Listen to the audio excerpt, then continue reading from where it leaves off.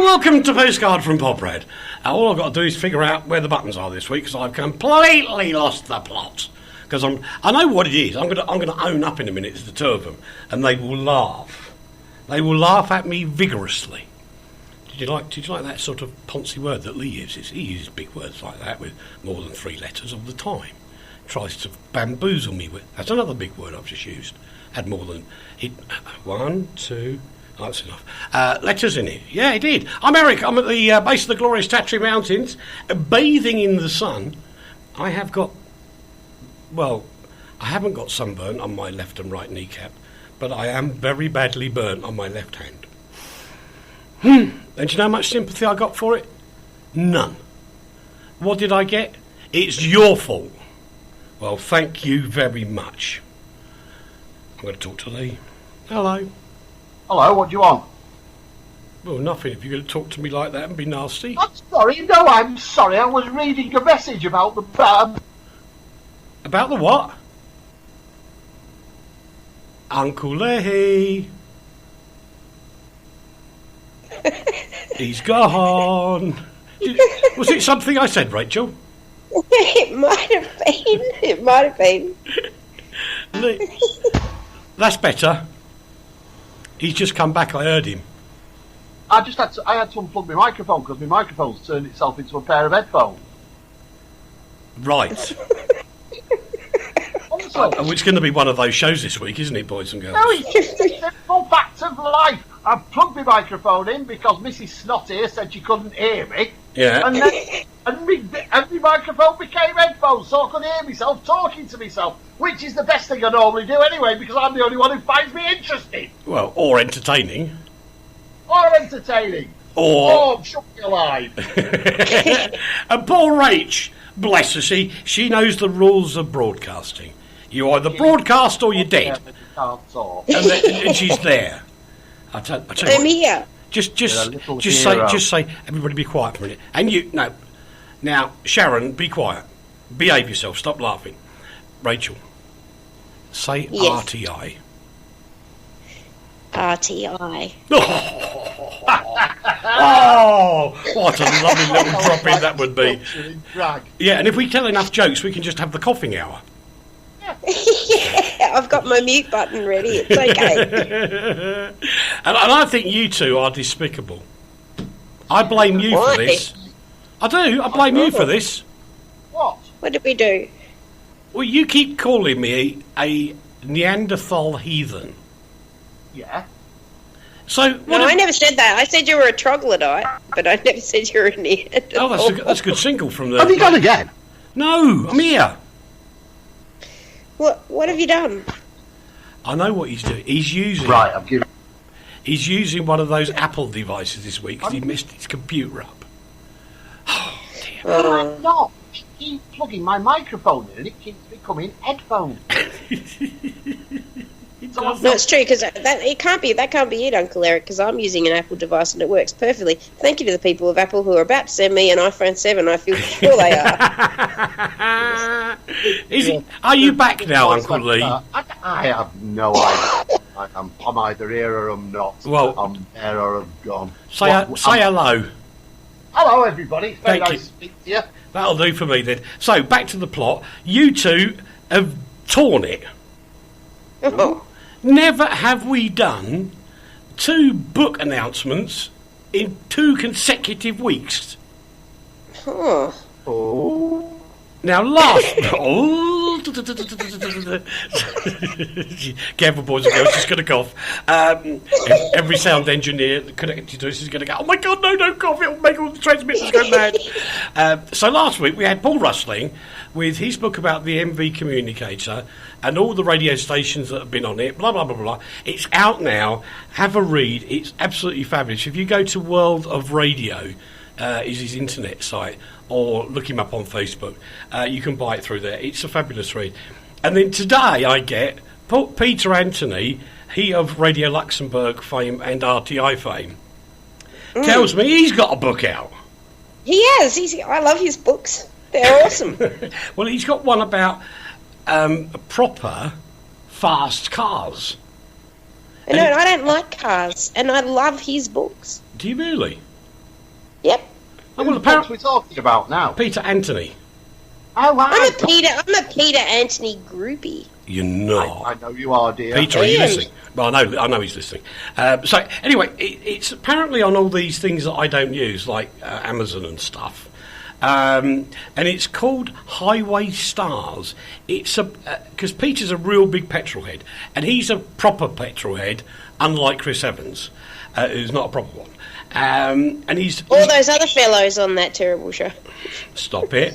No, actually, do you know, Peter would be a fabulous anchor for that show.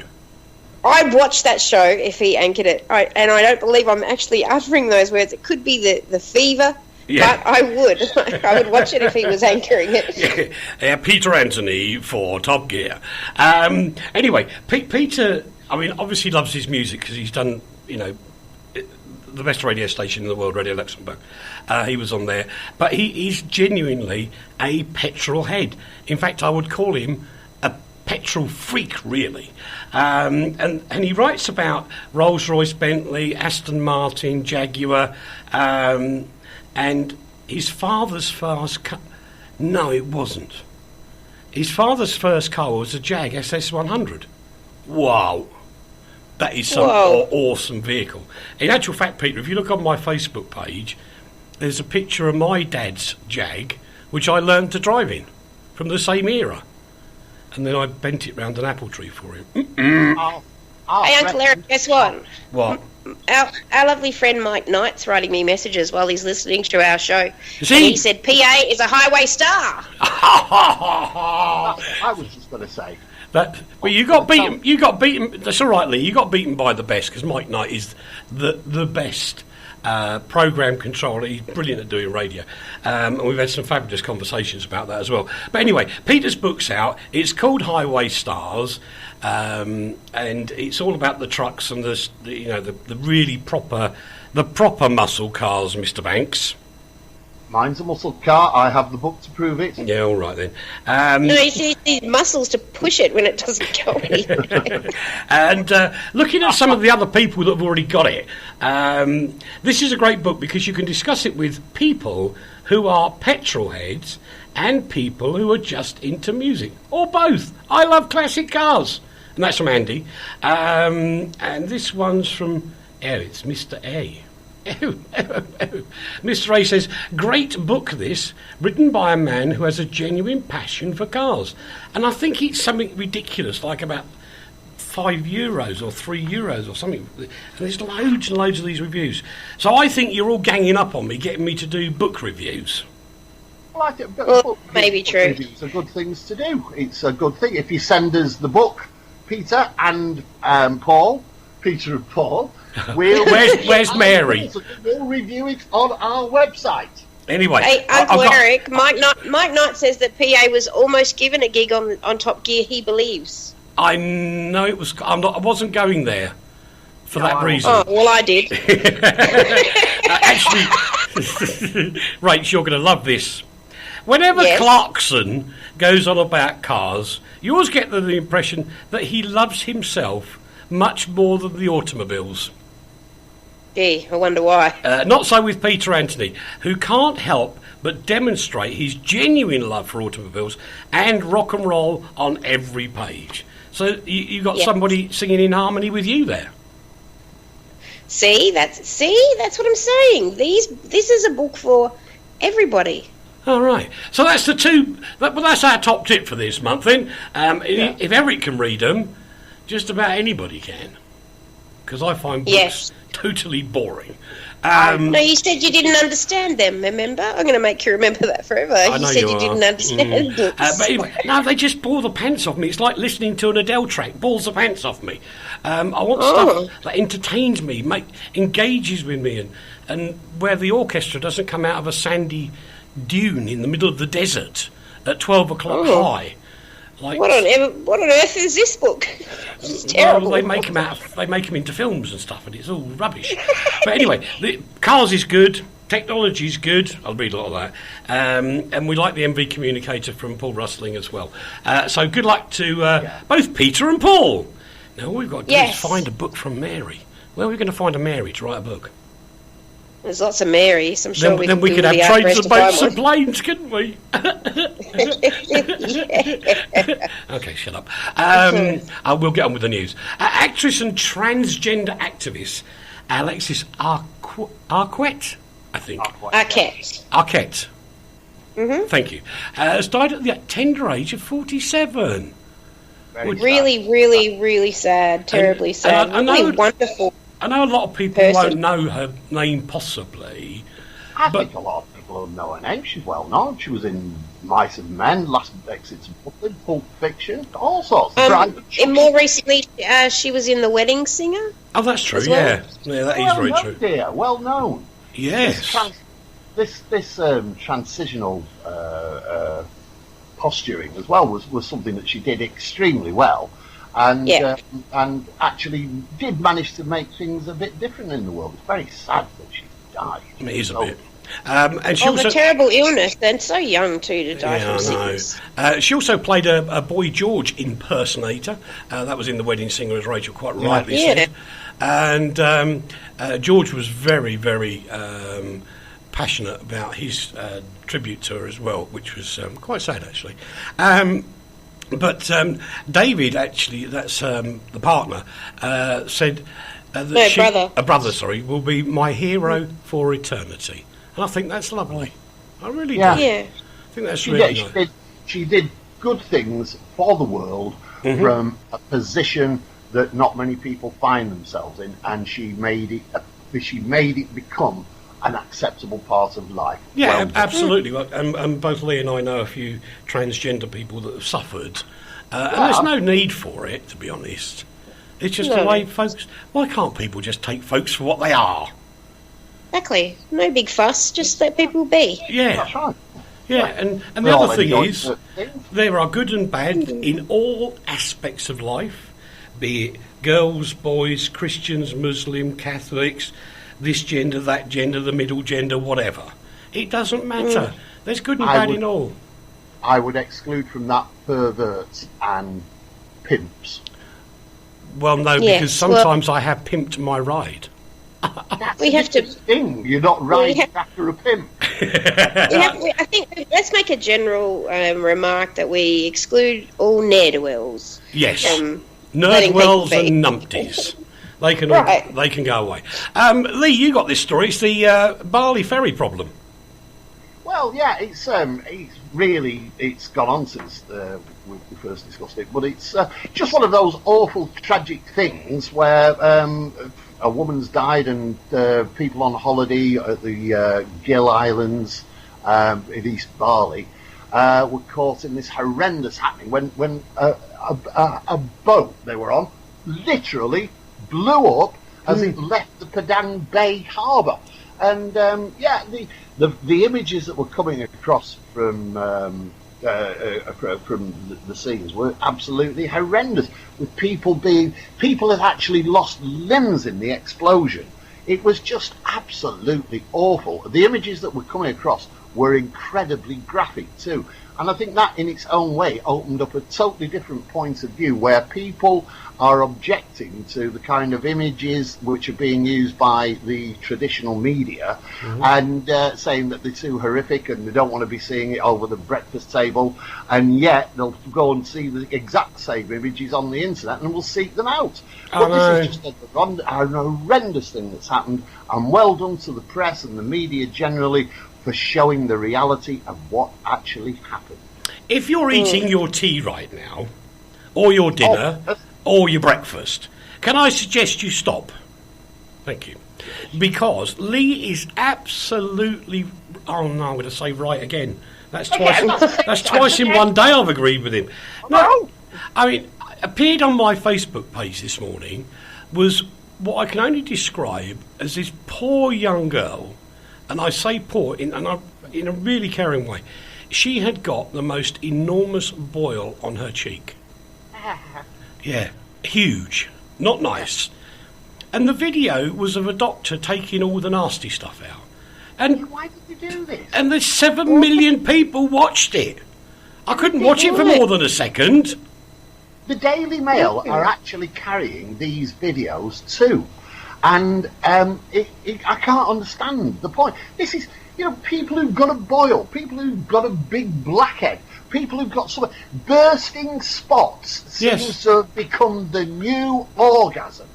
I agree. And yet when you put a genuine tragic photograph in a newspaper, everybody jumps up and down like idiots. Absolutely. I don't get it. Anyway, there was a slight part of good news for Rach out of this, because although the passengers that were injured included Portuguese, German, Austrian and Brits, initially they did think some Australians were on board, but apparently the Department of Foreign Affairs in Australia had actually said that there weren't any Australians on board. So you're all right, Rach. Well, it's really unusual for us to not have at least one person near something bad that happens in Bali, because it's just up the road from us. Everybody who is there is Australian. I love the way she says that, because she lives on the continent, boys and girls. It's just up the road. Like 7,000 kilometres is just up the road to Rach. Well, it's not very far. It's when we lived in Darwin, I think it was something like a 3-hour flight and only cost about $100 to go to Bali. Oh. But no, see, there's a lot. I mean, this is the peak time for Australians to be going, because it's the middle of the winter for us. So, well, it's spring now, but not that you would notice. But it's the time of year when everybody goes to Bali. So I'm surprised there were no Australians. I'm glad there were no Australians. I'm horrified that anybody was involved in this horrible, horrible accident. But it's very unusual for no Australians to be involved in this at all. It's very peculiar. Indeed. And I love this next story, boys and girls, because a gentleman who's celebrating his 113th birthday. Now, that's an achievement one. But number two, he achieved surviving the Holocaust. Now, right. I don't want to go into all the whys and wherefores of the Holocaust, because it's been done a million times.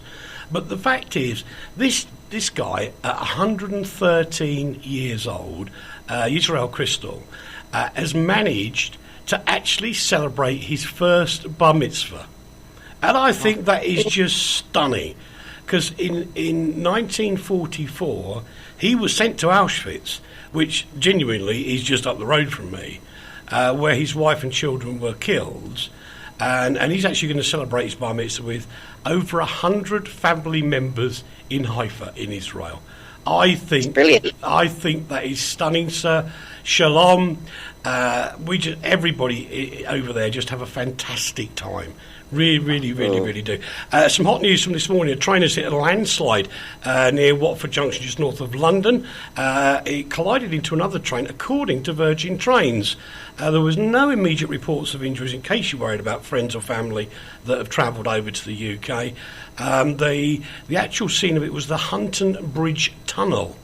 And they do suspect, if you're travelling backwards and forwards to work in the UK, that there will be disruptions on that line for some considerable time. So you have been told. Hinkley Point. There is a question. No, there is a question to be asked here, though, Eric. What? Well, hang on. Let me just have a look down me speakers. Yes. He's got his red hat and red shorts on today. Look out! I haven't got any shorts on at all. Oh. No. Here. Go on. Can you talk into your microphone, you numpty?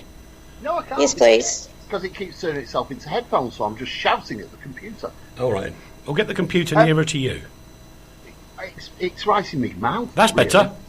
Oh, all right then. Yeah, well, I'm not asking this question now because it's getting boring, but it's dead simple. Right, we've had an unprecedented period of hot weather in the UK with lots of sunshine. And guess what caused this crash? A landslide. A landslide caused by what? The rain. Yeah. Well, why hadn't Virgin Trains or whoever was looking after the tracks, I don't know who it would be, British Rail, why hadn't they gone and checked to see if their land along their lines was about to slide or cause any damage? First of all, you should chastise Railtrack, because that's not British Rail anymore. That's right. Yes, and it wouldn't be Virgin Trains, because they only drive the trains that don't look after the track, so that would be Railtrack as well. I'll sort you out today. That's what I said. I just got British Rail wrong, that's all. Yes, exactly. The Chinese and the Brits are now kind of talking to each other again as a new nuclear power station, that's the one in Hinkley Point, has gained approval. However, there is a slight connection to broadcasting with this story. Would you believe it? No, I wouldn't. I believe you're making it up. I'm not. I'm not. Because the one thing they've done is they've kept a golden share, which means the governments have control. And funnily enough, there is also a golden share with the transmitter sites and the BBC World Service that the BBC still retains. So if anybody does anything naughty, they're in trouble. And they have to gain approval for anything that's sold off or where it's going to go and how it's going to be done, because it's kind of like conservative nationalisation without the nationalisation word, because they still got control. So, the big issue here, though, surely, is the fact that, yes, they claim it's going to create 25,000 jobs, that foreign countries are investing in this little nation that's sitting by itself in the middle of the ocean and has no friends in Europe. Sorry, I'm correcting you again. Irish and North Sea, not an ocean. I was using the word ocean as a generic term to describe in a poetic sense it's your fault. Isolation. The isolation that this... No. It's your fault. Lost in the... No. It's your fault, both of you. You've made me read big words, so now I'm going to use them. Big words, what? Oh, what? Ocean's a big word. You're right, it's got 6 syllables, hasn't it? Yes. I'm seeing it. Yeah. Oh, bless. The simple fact is that what the British government has done... Remember, this is the first major decision that our new Prime Minister, Mrs May, has made. Yes. And what she's decided to do is allow foreign countries to invest in our country, and they will make the profits, and that will send our electricity and power supply prices soaring. Really? Yes. Sure. Yes, and we know we're going to get more and more. It's capped. Our power is going to be more expensive because of this move. Maybe not, because you remember we're donating negotiators. Yeah, you're sending us that to help us out. Everybody's patronised. England is becoming stupid. Listen. I'm going to have to correct you again on some facts. Number one, the price of kilowatt hours from the new plant is capped and fixed. It's higher than now.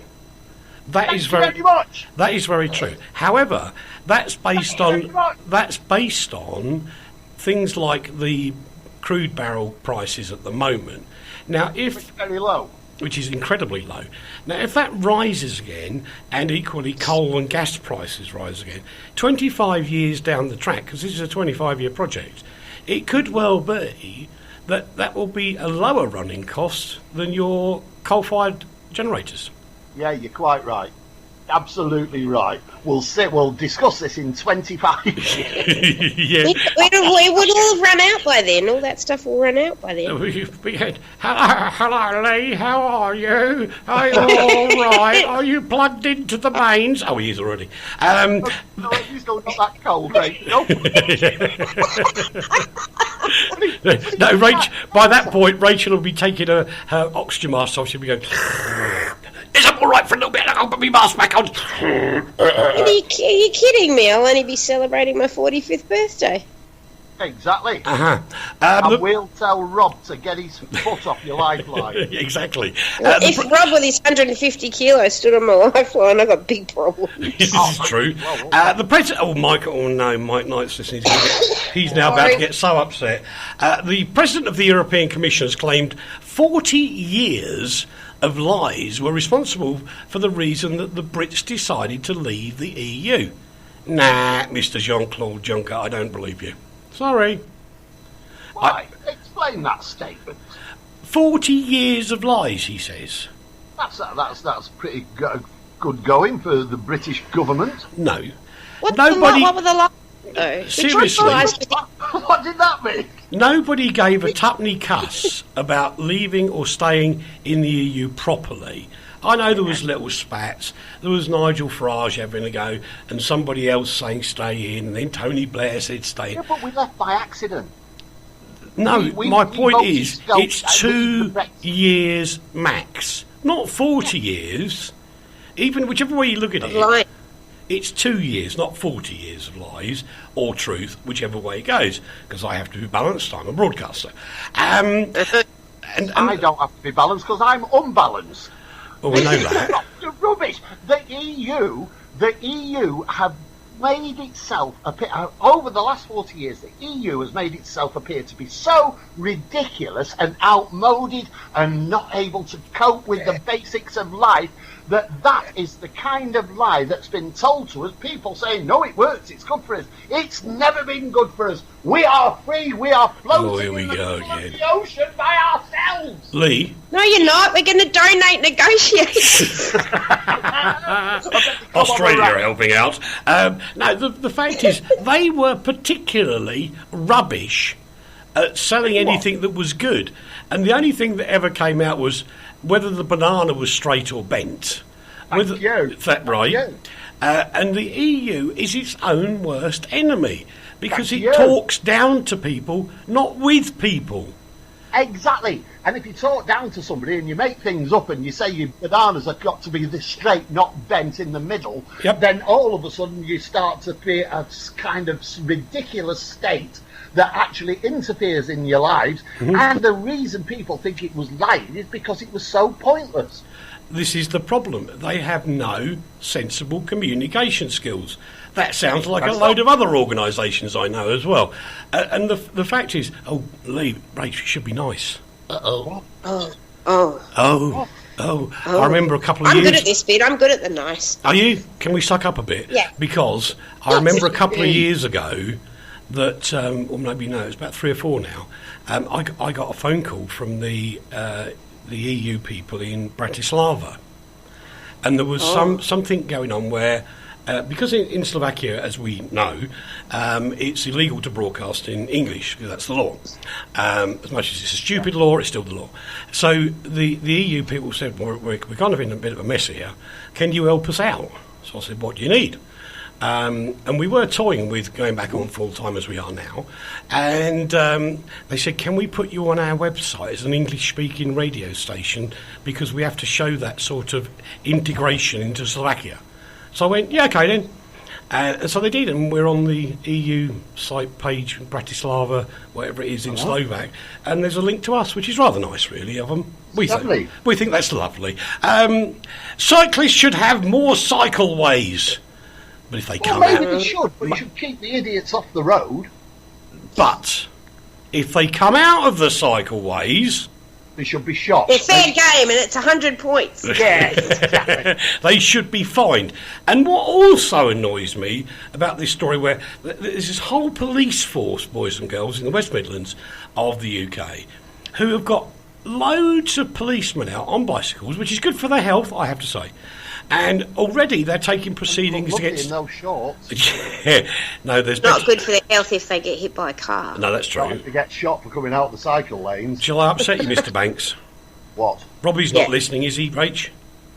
No, he's snoring and coughing. That's okay. Combination of the two. That's safe then. Because in the summer here in Poprad, we have nice police ladies riding around on bicycles with shorts on.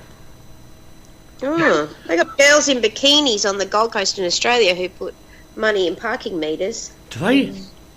Yep. Oh. Look up the Gold Coast meter maids, and you'll just... God, there'll be a rush there now. Don't do it. You may have a heart attack. Exactly, don't do it.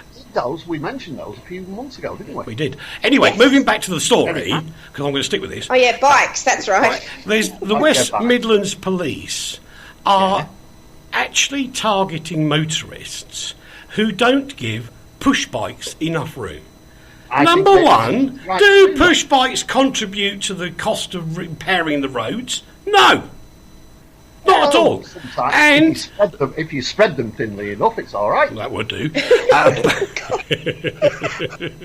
how hard they hit the head. Told you it was going to be a bad day today. But Where's the point? The complaints, the proceedings against motorists who've squashed motorbikers. No, it's not motorbikers. It's not motorbikers are not going to be in there. It's the people on pedal bikes. I don't care about the pedal bike people. I'm interested in bikers, you fool. Ugh. Bikers contribute to the cost of keeping the roads going in the UK, unlike other countries, as do motorists. So half of the contributors to the roads are being chastised for squashing people who don't contribute to the roads, and yet the other lot that do contribute to the roads, like i.e. the bikers, nobody's caring about them. Well, that's terrible. It is. Do you know what? Do you know what, Leigh? Do you know what? That is so bad. It is, I agree with you 100%. And the other problem is... Leigh, what? It's so bad, it's the end of part one. From the heart of Europe to the world, this is RTI. I'd like you to meet Eliane. She's 6 months pregnant. As a mum myself, I know she should be looking forward to her new arrival. But Eliane is worried. Every day the walk to fetch water is getting harder. Every drink of the filthy water could make her ill. Every lift of her bucket hurts her more. You can help bring clean water to a mum like Eliane.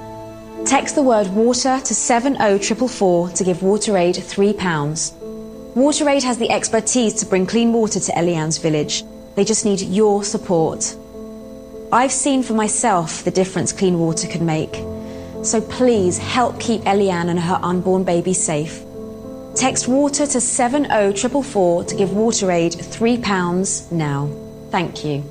If your dream holiday is 2 hours from the UK, perfect for children and teenagers, young couples and the older visitor, ideal for the physically active and for those who just want to unwind, Aqua City is the destination for you. Described by the Travel Channel as the place that will soon be on everybody's lips, be ahead of the crowd and the envy of your friends, but still enjoy a home from home. Come to Aqua City Poprad, the world's leading green resort. From the heart of Europe to the world, RTI. Welcome back to part two of Postcard from Poprad, boys and girls. And I tell you what, I'm going to share with you now a little radio secret. Oh. Yeah, because when we have the ad break on, I actually tell Leigh and Rachel how long we've got left on the ad break, and you don't hear me talking to them. So they're aware of what's going on. I then say to them, mic open, which means shut the heck up. And what happens is, I always glance to my left, because on my screen, if they're talking, it flashes up blue. And even though I've told them the mic's open, they're still babbling away to each other, ignoring me completely. Actually, sorry, that's not actually true. No, we're not babbling away. We're usually doing this. Yeah. Because we feel like you're the principal, and we've just been told off. Right. It's like, can I just say something about these cyclists, please? If you want. Well, no, it is really important, and that it is said, because it involves the West Midland Police and it involves Telford and Wrekin Police, and what they call the Telford and Wrekin Police, whatever they're called anyway, West Mercia Police. It involves them, and the thing is, they're doing this, like Eric says, to motorists and to cyclists and threatening to fine them and everything. Yeah. But the thing is, most of the cyclists in the Wrekin, whatever it's called, West Mercia Police and the West Midlands Police, right, they don't use the road. They don't use cyclist lanes. They use the pavement. And the police will do nothing about them using the pavement. And we're not talking about children. We're talking about idiotic grown-ups who cycle down there saying, look at me, aren't I clever? I can ride on the pavement. Boys and girls, this is absolutely true. And if you've got a youngster, I would seriously, Leigh knows this, I would seriously urge you to take your youngster to a proper training centre. And there are training centres for kids. There's the Cycling Proficiency Scheme in Australia, as there is in the UK, and now, fortunately, there's one in Slovakia, because there wasn't one when I first came here. And luckily, our chairman paid for all the books to be done. And the reason being, this little 7-year-old kid got killed as he just rode his bike straight under the back of a lorry. It was one of those really big, heavy flatback lorries. So the poor child died. And genuinely, I have got a Slovak cycling proficiency certificate. Isn't that nice? Yeah. But the point here is, you were ranting on about cyclists on the pavement. Here, cyclists do ride on the pavement, but they actually cohabitate with the normal people walking up and down on the path. They have no problem with working with the pedestrians. So if they can do it here, they can surely do it in England. Well, why should they, though? They've got a road. That's what's built for them. The pavements are built for walking on. Roads are built for perambulatory purposes. Oh. And that's what they should be using. Okay. I witnessed 2 days ago a man of about 47 years old in his little tight lycra shorts and his big poncy stupid trainers. And wasn't our former Prime Minister Tony Abbott, was it? Well, he looked like it. He was about that age, and he got mushroom on his head, and he got his big racing bike, and he rode up the pavement, right, dodging in between people and children and dogs and everything, and he rode up to a pedestrian crossing, sat there for the lights, crossed the road on his bike, at the pedestrian crossing to the other side of the pavement and rode back down the other side of the pavement. The man thought he looked cool. The man looked like an absolute childish, puerile idiot. Do you know what we call pavements? Do you know what we call pavements in Australia? Sidewalks. No, footpaths. Footpaths. Oh. Yeah, and do you know what we don't call them? What? Bike paths. Okay. Well, all right. Rach, Okay, Rach. All right. The voice of sanity comes in here. I needed that small moment of sanity to come in, boys and girls, because it's now about to be a rant time again. Not me. But I'm not ranting. You will in a minute. The British music industry contributed 4.1 billion. That's 4.1 billion.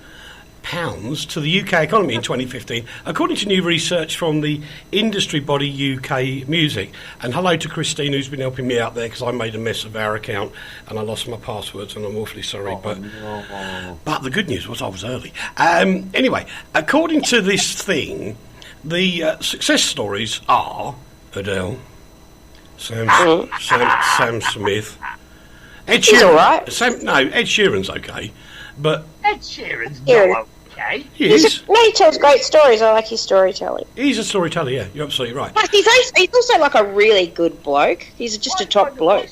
Yeah, he is, isn't he? He sits there and tells you stories, or he writes story songs. No, he's an ordinary geezer. Yes, he writes story songs. I like his story songs. I might give him a listen to instead of just hating him. He's really interesting lyrics, Uncle Leigh. I mean, take or leave the music if you want, but the lyrics are really interesting. He's a very good storyteller. Yeah, he's not a very good actor, though, is he? No. Well, that's because he's a musician. This is true. Uncle Eric. This is true. But as for the prior two that I mentioned, I when I'm stamping my foot, which happens regularly when the words come up, I would never ever play them, and they're not played on any radio station that I'm associated with either.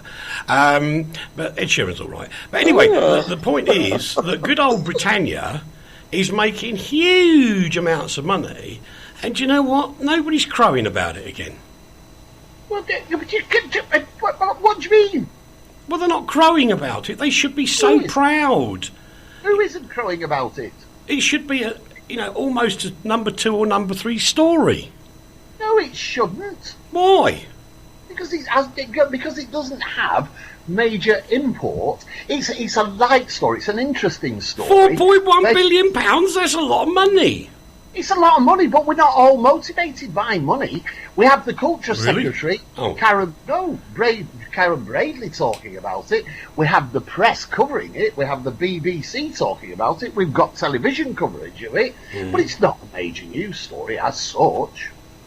Is it not? I'm not motivated by money either, Uncle Leigh. And I just don't have any, so I don't much care about it.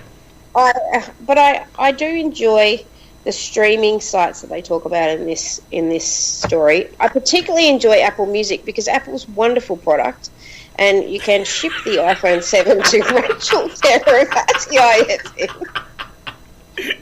I knew that was coming. You were so predictable. Do you know what? I'm consistent. Do you realise that it's gone up? Actually, I can't believe this, and I think this is part of the shame of Britain. Is the fact it's gone up by nearly £100 million in 2 years. That's £50 million a year. Because people want to listen to Adele. Well, maybe it's not all Adele. Look, you know what? Some people like her, and some people like Sam Smith. I like Sam Smith. I think he's okay.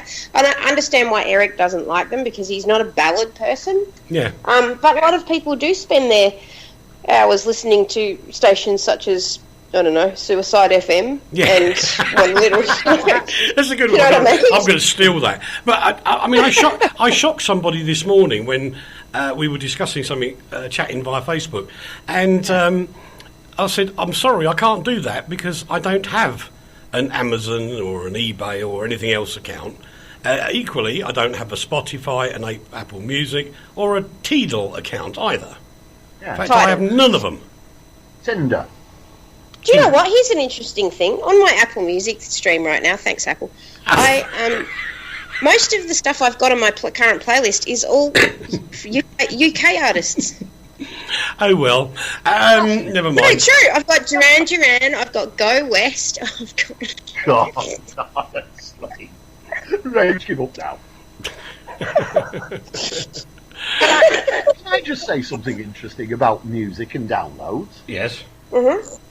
We were having a discussion, ladies and gentlemen, boys and girls, and everybody else, a bit earlier on, about the fact that I had viruses on my machine. And when I used a system to clean it, which Uncle Eric said was a load of rubbish, but actually worked and did what the other system, what I got on it, didn't do, actually, these are down on music downloads. Yeah. That's because you were going to moody websites. Oh, sorry, I didn't say that. Well, I just went to where I got my music from. Oh, okay. I would suggest you revisit the places you go to download your music and look to make sure that they are bona fide. Well, yes, make sure you're paying your fee. They are. They're proper ones. What, you pay for them? Yes. Oh, well, oh, stop. You two, you always get squeaky when you're lying. We're going to stay on the music theme because we've got to get on, boys and girls. I'm a listener. Oh, shush. Hold on a minute. We're going to move on for a second. You do that in a sec. Status Quo's Rick Parfitt was on Sky News this week as he admitted in a really nice interview, actually, that he wouldn't be playing live again because his doctors have told him, and it is doctor's orders, that after he nearly died from a fatal heart attack whilst on tour in Turkey, if he keeps on living like that, it ain't going to be for much longer. And I just love his dry humour, because he turned around, he looked the camera straight down the lens and said, and if you think there's anything when you die, he said, there isn't, it's just black. Yeah. And this is just his dry humour that always comes out. What I will say, because I was talking to Patty, his ex-wife, this morning, and there is a bit of a misnomer with this, in that, yes, he's giving up playing with the band live on stage. He is not giving up music per se. And in fact, next year he's going to start... Because he gave that up 60 years ago. Stop it. You heathen. What he's going to do next year is write some new music, which of course will flatten Bob Dylan out of the charts completely, and he'll be recording some acoustic stuff as well. So he's going to go back in the studio. He is going to write, but it won't be in the same vein as he was doing with all those huge watts of power with Crow and all the amplifiers and stuff, because, as he quite rightly said, before he goes on stage, you know, he gets all the adrenaline buzzing, you get your butterflies in your tummy, and that is not good for your blood pressure, which is not good for your heart. So he's going to be more relaxed when he's doing it all. But it doesn't take a lot of effort to play the hits they had 40 odd years ago over and over again.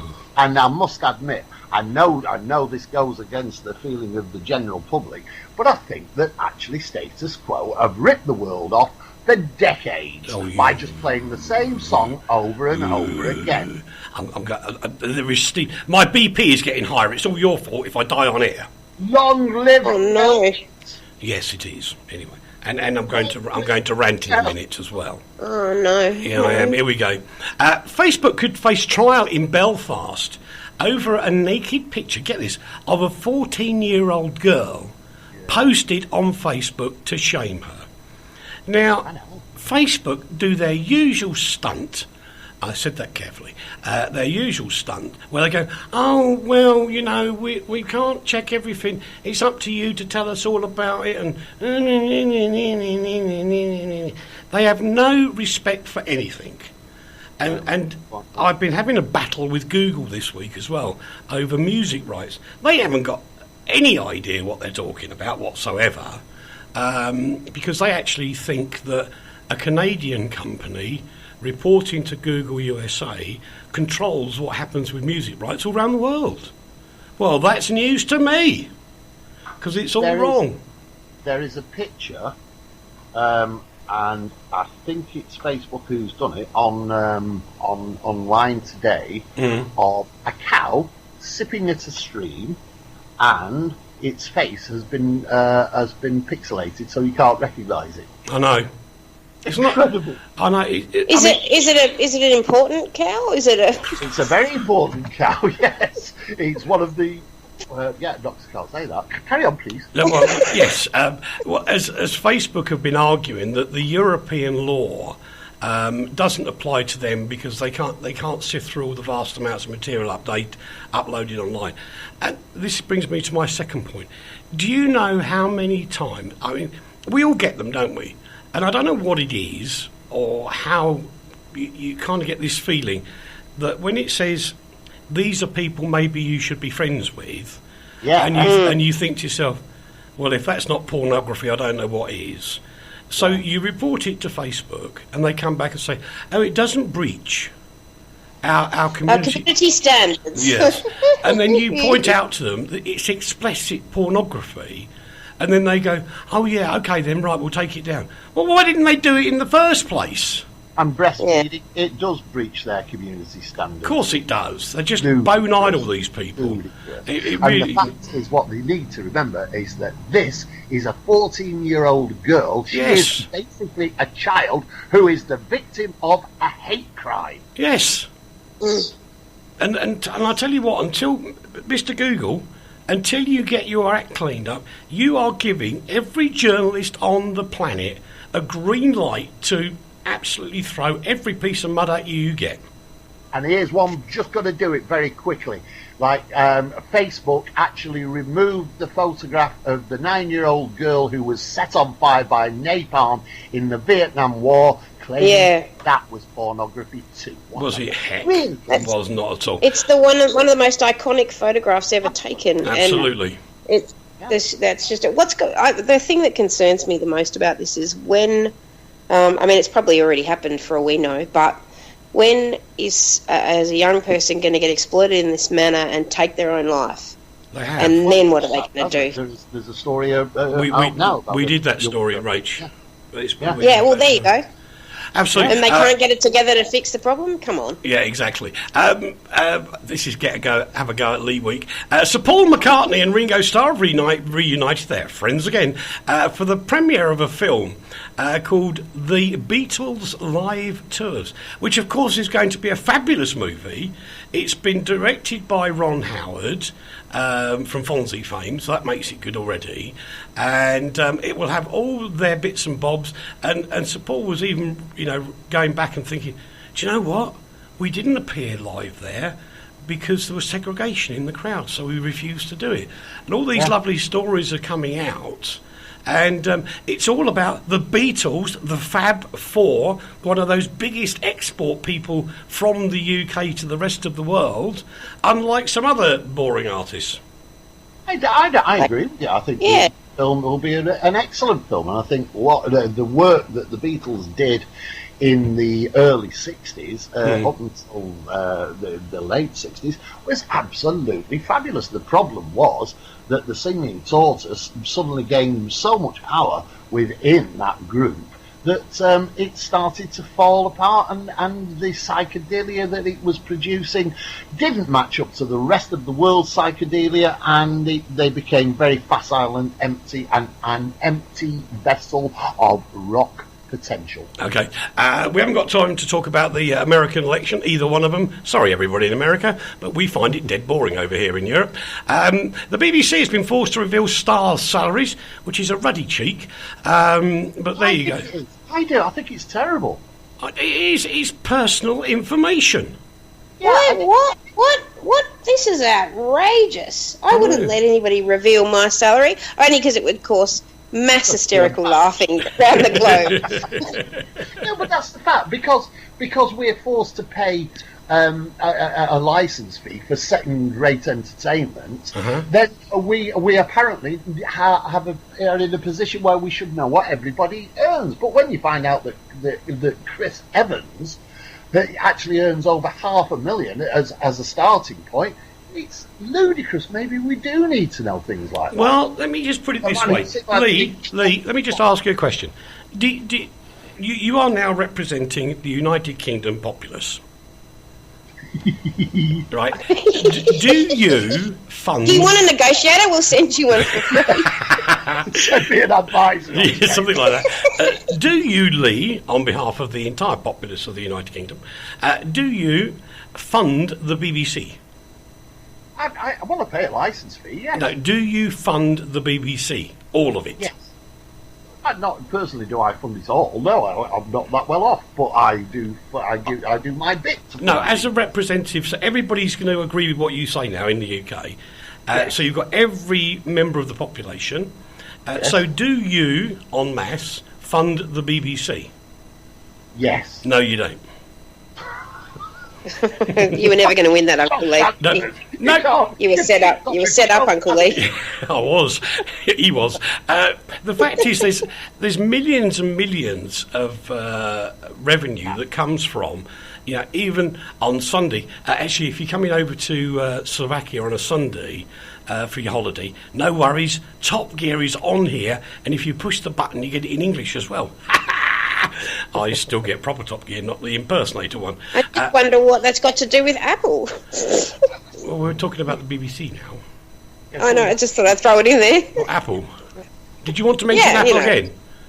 Apple's great and they don't blow up like Samsung. We're doing that story in a minute. But